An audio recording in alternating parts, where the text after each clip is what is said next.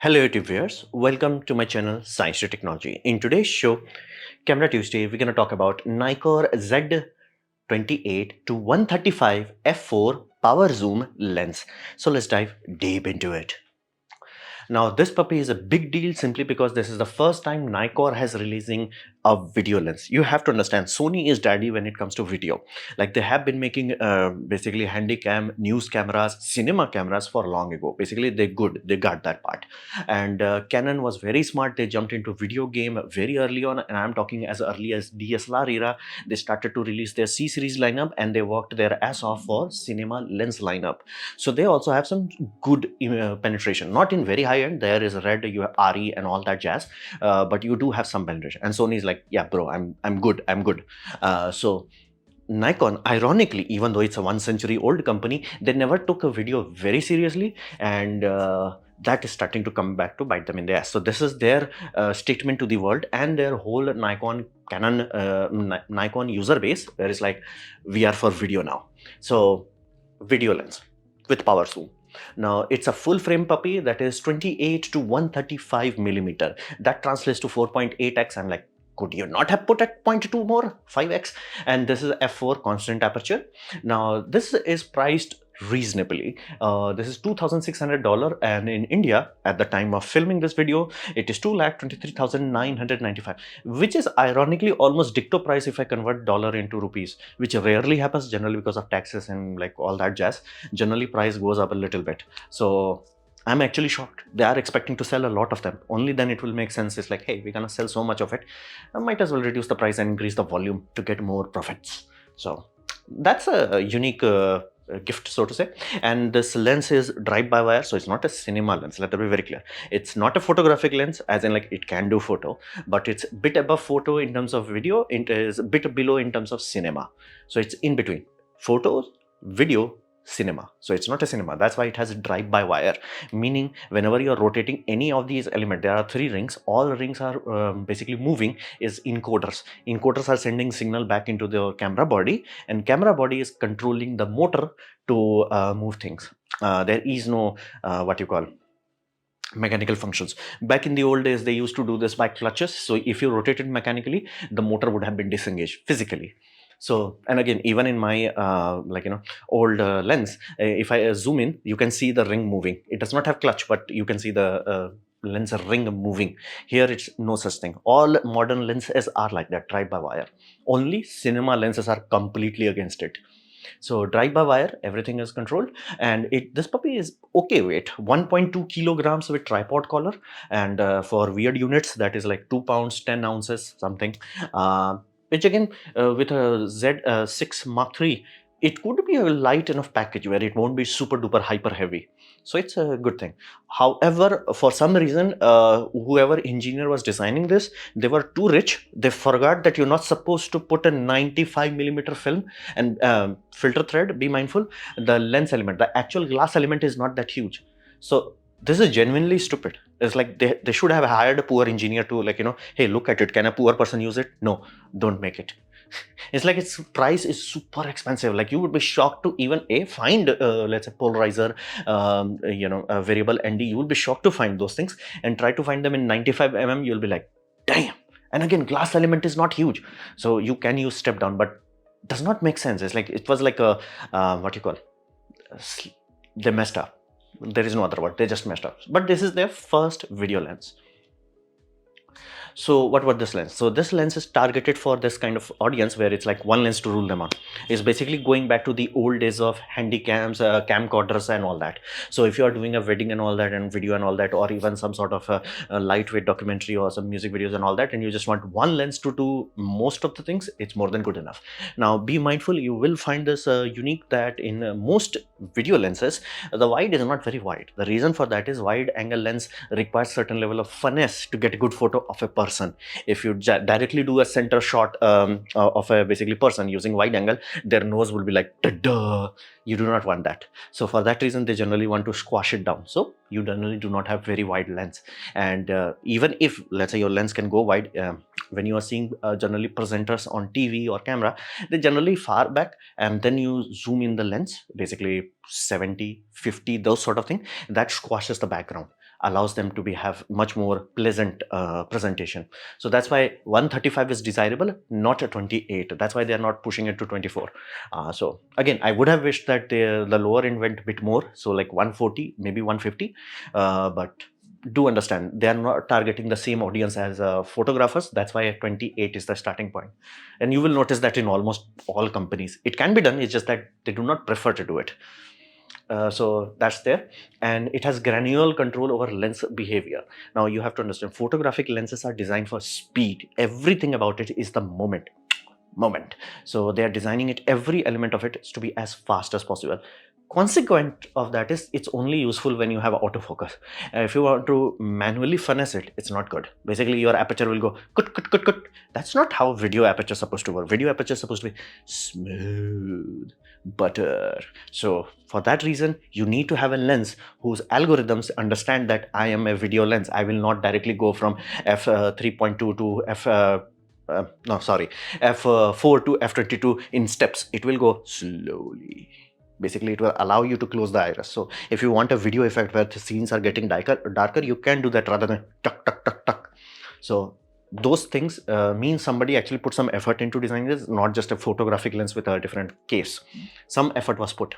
And Rensselaer also has teeth, because if you are old enough, back in the DSLR era, you must remember people used to buy a photo lenses, DSLR, and they put to use teeth ring on the lens and then have a follow focus. Now follow focus is how you do all cinema shooting right now, because again, nobody is gonna trust a cinema or high quality production video on autofocus algorithms. They want control over it.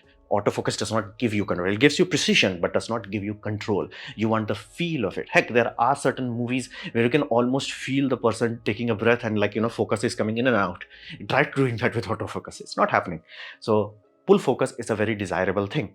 But how do you do that? Well, make sure the teeth that is the person is interacting with, it's a gear teeth, meaning it can mesh with a gear teeth. It's a small niche touch, but does make people who want to use this, their life much easier. Subtle touches that makes the life easier. Lens hood also has a door, basically, where you can plonk it out and then directly control the ND, a polarizer, or sometimes if you have those are rare, but you could have rotatable shaded lens. Basically, half of it would be what you call 4ND or 2ND, and then you rotate it, basically tone down the sky if sky is too bright. But again, so if you may be at mountainside, so you may require to rotate it. So having those sort of door makes it easy. But again, why such a huge diameter? But the lens is actually good, and this toggle actually makes your life easier. Basically, you can do exactly how we used to do in basically era of handycams and even news gathering equipments, where you just toggle to basically telephoto and then pull down to wide angle. You can do that without any issue. And even in that also, you get full amount of control, where you're like, okay, you want to move it very slowly, or you want to snap zoom. Again, if you are making a music video, you want snap zoom. And if you're making a romantic movie, it's like, take your time, bro, take your time. So it's up to you. The lens is actually, some thought was put into it. Now we come to the performance of this puppy. Now, it's internal zoom, meaning you can use gimbal with this without too much hassle. And again, weight is not that bad, meaning you do not need ultra large gimbals for this. It's actually reasonable. So that's the good part. Another part is zoom, because it's an electronic zoom. It has full control of terms of speed. Not only you can have non-linear, which again everybody hates other than photographers, because again, photography is about snap moment. Basically, you snap to the element, take the photo, done, forget about it. Video is not that. Video is the journey to going there. And that's why when you take a cinema lens, first, they will be huge. Second, the glass rotation element would be mechanically coupled to the travel. And generally, they make it very large travel. Basically, if your lens axis is like this, here 0 degree to 90 degrees, that's all you need for basically far to infinity, close to infinity in 90 degree. This is generally photographic. That's why it has to be such a snappy feeling. But again, good for photo, horrendous for video. You want video, lot of range. So in video, you can have 90, which again, damn, that's useless. 120, okay. 150, 180, now we are talking, that's like at least this much travel. And then you have 210. Now you take your time, my man. That's how much travel you need in order to do that breathing zoom in and zoom out. which again, if you want to have like, again, this lens does not need it that badly, but again, imagine doing that with f1.2 or f1.4. You do need that sort of travel. If you do not have that travel, it would be impossible to keep that breathing focus. And again, some lenses almost require one whole round, almost 360-degree. So this does that because again, it's a drive-by-wire and somebody thought about it. They are like, okay, what if we give you the rotation angle control? Ta-da, that's awesome. And they're like, what is non-linear? Non-linear is a stupid thing somebody thought was a good idea for a lens, where it's like, if you rotate it slowly, it's like, okay. If you rotate it fast, like, bam. So that people thought that was a good design. It's not a good design. It's completely non-intuitive because your muscle memory can never be formed. It's not like, okay, from here to here, it's this much. No, it's like, how fast is this? That's how it translates. It's stupid. It's started with micro four third, and I'm happy that somebody in Nikon was like, no, that's not how we do it. Throw away the non-linear, put it at like a 90 if you want a snappy feeling, put it to 180 if you want control. If you really want to breathe it in, put it to 40. Again, f4 does not allow you to truly utilize it, so I will say put it to 180. So full control over zoom speed, and again, this is just the travel control. You also control the speed. So it's a good lens in terms of control, basically how you want your lens to present and your video footage to look. That puppy can help you with that. And it's sharp enough for video work. Let that be very clear. Video is generally much lower resolution than photo, and in photos we are used to zooming in. We are not used to zooming, what we call pixel peeping. Whenever you're talking about video, you are looking at more of motion rendition rather than how sharp it is, the MTF chart and all that. While those things are relevant, valuable, they're not that desirable. And many photo lenses does not look very pleasant when you are trying to do a video. And cinema lenses, even though they are not ultra sharp, they look pleasant because again, video has a different characteristics. So a video work simply means we are only rated for 33 megapixel, not 60 megapixel. Don't rate it for that much. That's 8K. And be mindful, only few camera can do 8K. So sharp enough for video work and pleasant enough to actually, you will enjoy using it. And not great for macro work. Again, this was more of a cost balancing. They could have made it a good system, but again, I'm reasonably sure that would have increased the cost. But again, this is not a cinema lens. It does not have T-stop, aka transmission. Now you have to understand, whenever you are seeing the f-stop, it's a mathematical ratio between the input and output, so to say.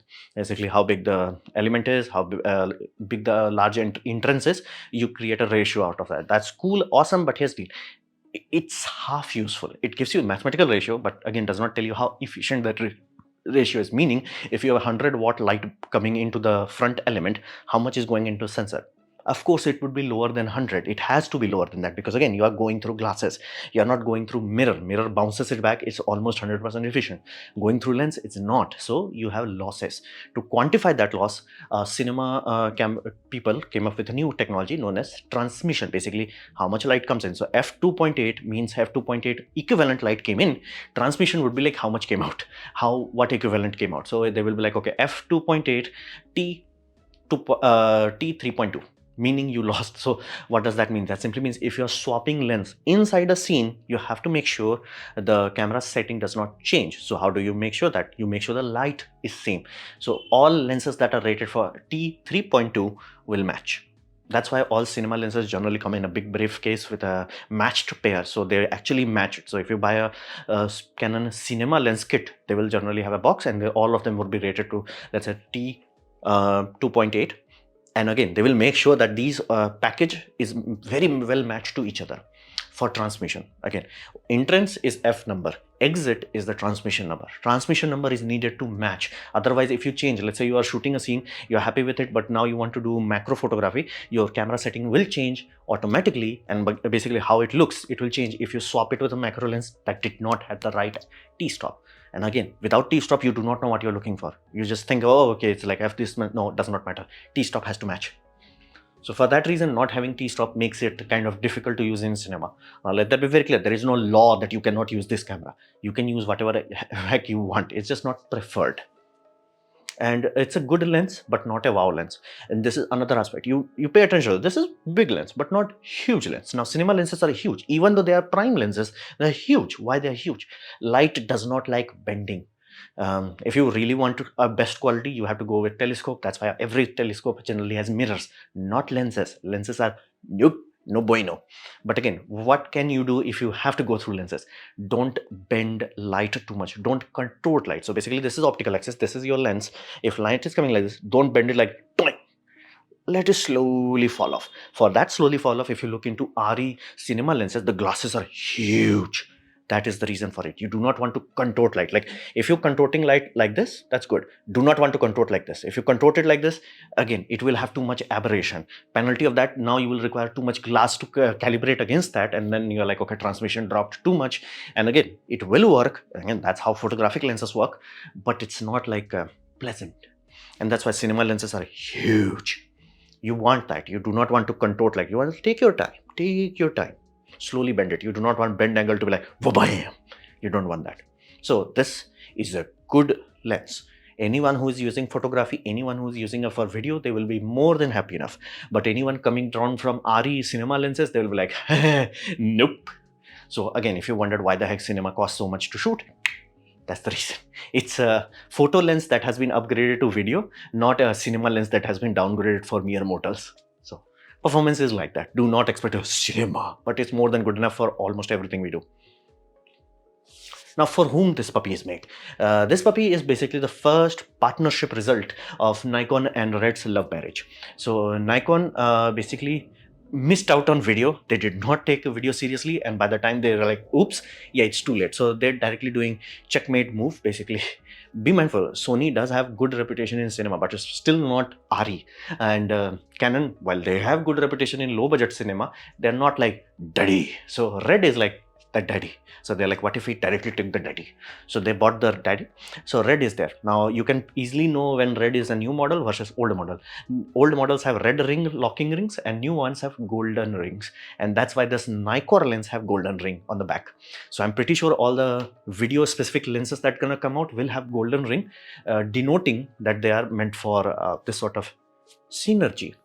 And there is one penalty. I am worried about it. I hope it's wrong, but I think that's why they locked the filter size to be this huge. All lenses will be that huge. Dumb idea, hyper dumb idea. But again, let's say they want to do it, that's their camera, they can do it. Although there is one benefit for Red user. Or if you are in Red ecosystem and you're like, okay, I want to buy a next Red camera, there is a benefit. Because this is using basically the mount that is made for a Z mount, the flange is very close. Sensor, flange. Now benefit of that flange is closer than E mount, aka Sony's camera. Meaning if you buy a Red now, a brand new Red, it will come with Nikon mount. Benefit, you can not only use all the Z mount lenses, but you can also use all the E mount lens also.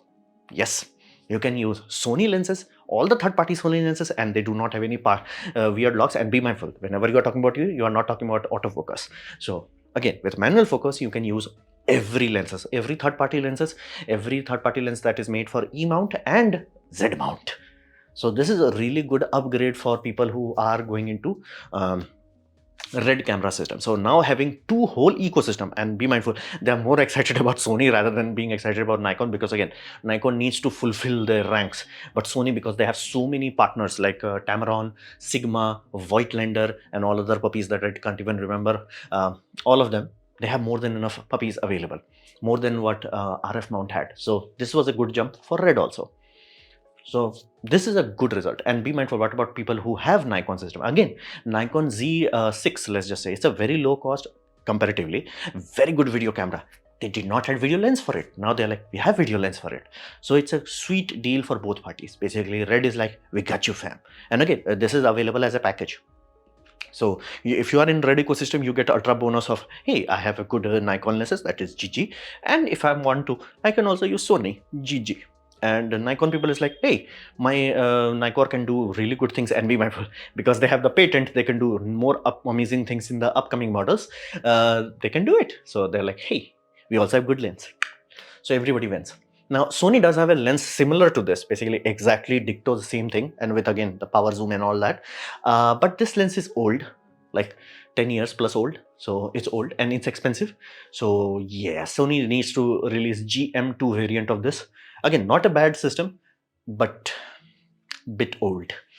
so they do need to upgrade it. And be mindful, most of the video users, basically if you are doing corporate shoots, interview, low cost movie shooting, almost a documentary, all that, everything you can do on this, and you're gonna be fine, you're gonna have fun. However, if you want to go to low light and you do not want to increase your ISO and your shutter speed is maxed out, yeah, then this lens would be like, yeah, bro, there are limits to me. I'm not magic. At that point, you may find yourself seeking f2.8 or like, Holy Trinity lenses. Or if you are going candlelight dinner on actual candlelight, yeah, you may have to go into Nikon stupid lens that is Noct lens. So you may have to go to that 0.9f. But be mindful, those are manual only and idiotically expensive and super huge. Huge. But again, that will give you the benefit that you can shoot a candlelight dinner on candlelight itself. So, and it will still look like, oh, so it's such a well-lit scene. So that's the whole point. And cost is reasonable. Let that be very clear. This lens could have been super expensive. Be mindful, 10-year-old Sony lens is more expensive. So this lens could have been more expensive, but Nikon is pricing it quite reasonably. I can easily see a lot of people buying this and be happy with it. And one good news, because again, the glass element is not huge, you can buy a step down ring and still utilize a lot of cheaper filters. Again, they really should have a poor person in the company who's just like, his whole job is, can you afford it? He would be the filter. Otherwise, rich people will design it and it's like, yeah, what's the problem with 95 mm, filter? It's like, that is the problem. So this is a good progress that we are seeing, and we want this. If you want to make sure that Sony keeps their camera upgrade up to date and all that jazz, you want this to happen. If you want Canon to keep the prices reasonable, you want this to happen. So this is a good thing. The more competition, the better products we get, and everybody wins. So this was my presentation on basically Nikon's first Nikon specific video lenses. Hopefully you have liked it, learned from it. In that case, please click the like button, share it amongst your friends. That will help me a lot. If you didn't like it, didn't enjoy it, I urge you to press dislike, press it twice to show my extra disappointment. Please leave a comment because I do try to reply to all of them. Subscribe, press the bell icon if you're free, and as always, thanks for watching.